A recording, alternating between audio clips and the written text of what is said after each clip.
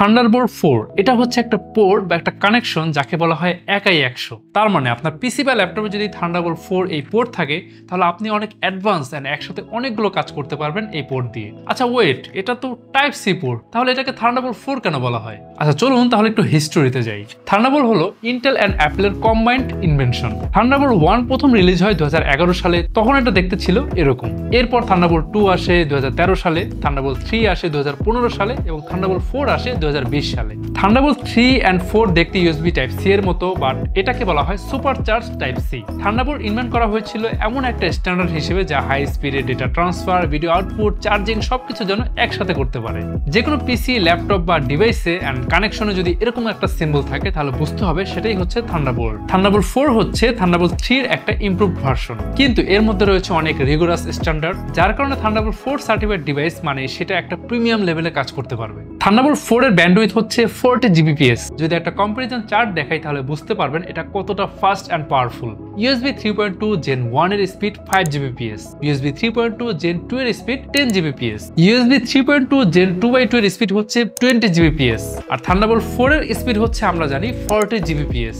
এই হাই ব্যান্ডউইথের কারণে আপনি একসাথে থান্ডারবোল্ট 4 ইউজ করে ভিডিও আউটপুটের জন্য 4K মনিটর ইউজ করতে পারবেন। 4K ছাড়া ট্রেডিশনাল মনিটর কানেক্ট করা যাবে, তারপর এক্সটার্নাল SSD বা RAID স্টোরেজে হাই স্পিড ডেটা ট্রান্সফার করা যাবে, ভিডিও ক্যাপচার ডিভাইস বা ক্যামেরা কানেক্ট করতে পারবেন।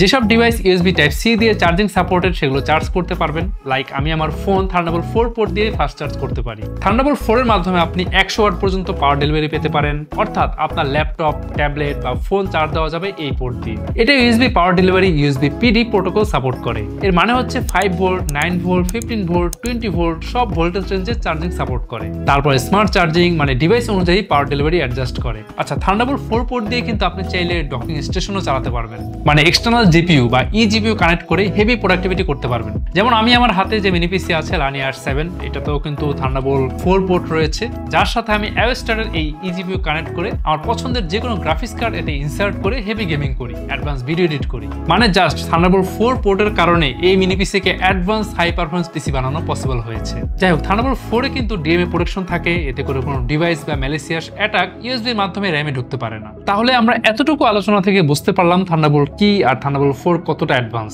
থান্ডারবোল্ট 4 পোর্ট একটা ডিভাইসে থাকলে সেটাকে কিভাবে একের ভিতর সব বানানো যায়। তাহলে আজকে এই পর্যন্তই। যদি কোনো কোয়ারিজ থাকে তাহলে অবশ্যই কমেন্ট করতে ভুলবেন না। আর কিউবিটস এর যে কোনো ডিভাইস সম্পর্কে জানতে ভিজিট করুন qubits.io। তাহলে ভালো থাকুন, সুস্থ থাকুন, দেখা হবে পরের কোনো ভিডিওতে।